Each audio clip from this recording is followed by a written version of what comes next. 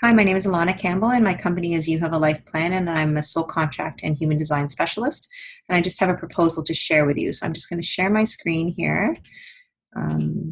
So this is my proposal. Part of my business is it's called Support Their Light, and this is a service for parents with sensitive kids. And this proposal is all about building some kind of childcare structure where we take into consideration the soul contract and the human design of the child so that we can treat them in a way that actually supports their light. And it'd be really great if we actually knew the soul contract and the human design of the childcare providers so that at the very least, they would know how they are different from the children, so they wouldn't have expectations on them that are unreasonable because they're actually not the same. Or it'd be great if they were like a perfect match where they had things in common so they could say, yeah, me too, I experienced things like that, and they can really guide them through understanding and living their human design in the best way, really advocating for themselves. And I think that this would be a really good support to the services I provide for parents, where I could provide services where the parents help to start to understand their kids on a whole new level, give them strategies that are unique to their children and to their families, and then we could have a child care system where they would have childcare providers who actually extend that knowledge, that are really familiar with how their children are, and then they can support the parents in supporting the light of the children. So you may not know what soul contract is. So here's a very brief intro. Basically, before each of our lives, we make a plan.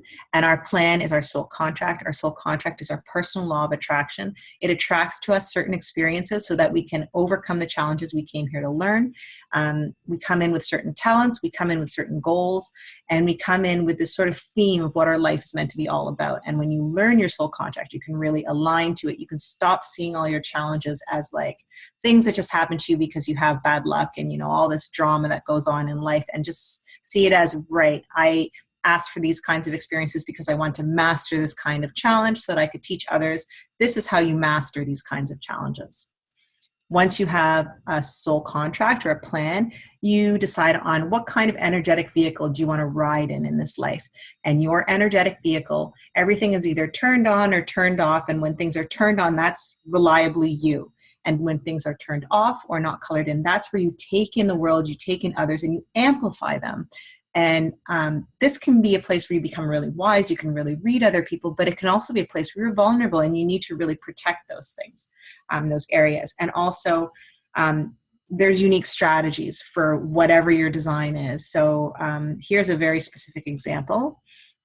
This is my son, and this is his soul contract. And you can see from his soul contract, these 10 ones, 9, 9, 19 ones, these are very powerful numbers. He's very powerful. He's also, the truth is very important to him, and he's very sensitive. So he's powerful, he's sensitive. And this 9, 9 here in karma means that he needs to learn how to use his power in a way that is safe, in a way that's appropriate. So he's going to draw to him experiences where he is disempowered, where he needs to learn, how do I step up into my power in a safe way? So that's just something to be aware of. And he's already drawn disempowering experiences to him. The first daycare we had him in, they just labeled him as pretty much a problem child, and they put him to the side, and they, you know, didn't help him, and they just complained about his behavior to me, and he was crying at the breakfast table having to go to daycare, and eventually I just had to, you know, remove him from the situation and put him in a more loving environment where they really saw and supported his light. And you know, he may drive me crazy sometimes, but here he has a spiritual goal to be somebody who's going to hold space for people. He may open a center for people. He's going to open a space where people can come. He's going to build laughter in. He's going to, you know, really lighten up the mood. He's also here to build a structure of truth for people, a new way of seeing things, help them become resilient. Like, he's got a beautiful chart, and he's got, you know, some hardship in here. He's sensitive. He's has to manage his power. He's very powerful. And here, this physical talent 21-3 means he's going to do things the hard way. And this 14-5 means that he's intense. He's going to have intense relationships. So it's just good to know that this is what we're working with when we're looking at my son. And, you know, he's somebody who's here for greatness, like all of our kids are, but now we know what he's working towards. And then that was his plan for his life, and this is his human design. And so I'm just going to touch on a couple things here that I find are very important for somebody who would be watching him. Is his identity center is not colored in. And that means his identity changes, and it changes with who's around him. So if he's around people that he likes, that are happy, he's going to be nice and happy. If he's around calm people, he's going to be calm. If he's around people who are misbehaving, he's going to misbehave, and he's going to amplify it. He's going to look like the most misbehaved, out of control person in the bunch. And really, he's just reflecting everybody else's energy. And so the solution is not to get upset with him, not to yell at him, not to add to that. Just take him and put him in a different environment and let him empty out and let him ground and let him become more himself.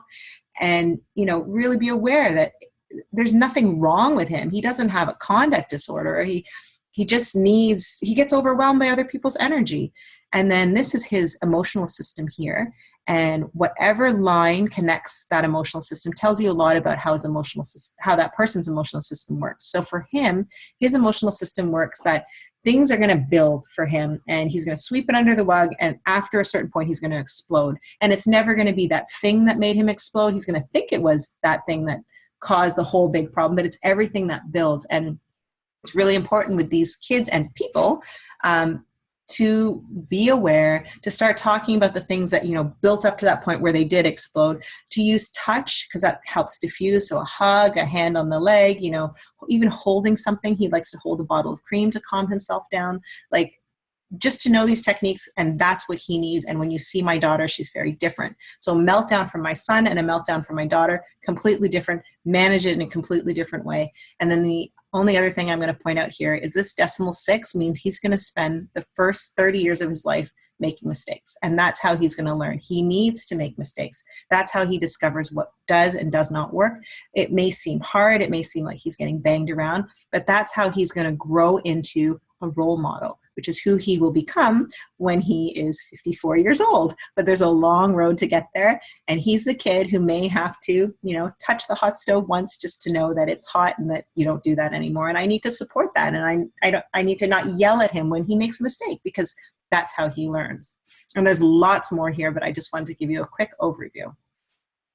And this is my daughter, and she's a very different picture. Where my son was all about power and truth. She does have some power, but she has a lot of love. So she's a lot, very loving. And then this 12.3 is busyness. So she's very busy. She has a lot to get done in this life. And then this 7, this is somebody who thinks something is wrong with them. They're hiding. There's a part of themselves that they're hiding and a part of themselves that they're showing. And they need to learn the lesson that if I share this part of myself, I become whole and I magnify people to me, because as I heal my heart and open my heart, I bring people to me. So she has this aspect of her where she has a bit of a broken heart.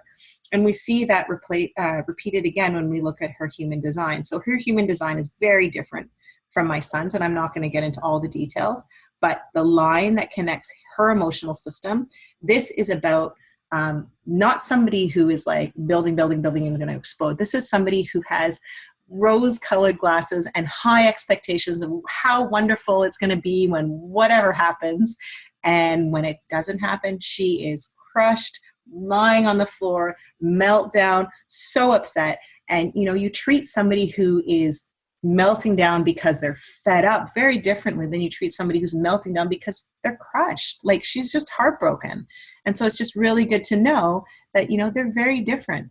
Another thing that's interesting to note is her head and her root are colored in, which means that she is very solid in who she is. She's not really going to get pushed around all that much, which is great to know. But it also means that energetically, she can kind of get what she wants. She puts a bit of pressure on you. When she wants a candy, it's a lot harder for me to say no to her than it is for me to say no to my son, because she's putting this pressure on my centers. And so that's why it's really interesting to know, how does the child care provider interact with the child, and how do the children interact with each other? So this is my vision, is to have some sort of child care structure where we look at these kids, where we see, what are we really dealing with? Let's stop labeling these kids as problems, and let's start working with them and, supporting their light, pretty much.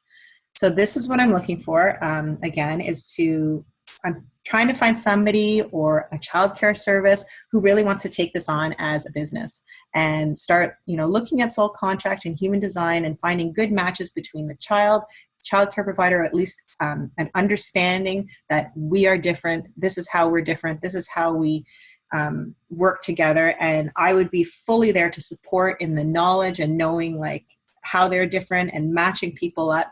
But what I need is somebody who has the energy to actually take care of the kids, be with the kids, you know, do all that kind of stuff. Because the way I'm designed is I'm here to guide people who recognize that I have something to offer, and who invite me in, but I don't have the energy to do all the child caring, even though I would love to. I love kids. I want to be with them. I want to guide them, but I don't have the energy. I don't have the capacity to manage all their emotions and everything like that. So I'm really looking for people who actually have the proper human design and soul contract to take on that portion of this business. So I'm in Oakville, Ontario, and if this interests you at all and you're local enough, please get in touch with me. You see my email address is right there, and I look forward to hearing from you. Thank you so much. Oh, and the other thing I should note is that I really think this is going to pair really nicely with my service, where I'm going to be providing understanding to parents so that they can understand their family dynamic and their kids and understand how their kids work. And then it gets to, okay, well, how do I find a network of people who are going to support this understanding of my child? And that's where this childcare service would come in, where it's like, now that this family has fully embraced and knows that this is how my child needs to be treated, they have a service that can support them when they, you know, need to go to work or need to go to some kind of function. They're going to have somebody who can come in their place and continue that message of, you are okay. There is nothing wrong with you. This is how you function. I get you. This is how I am. This is how we work together, and really continue to empower these kids to really step into who they are and never think that there's anything wrong with them, because there's nothing wrong with any of us, and really, you know, supporting their life. So I look forward to hearing from you. Thank you.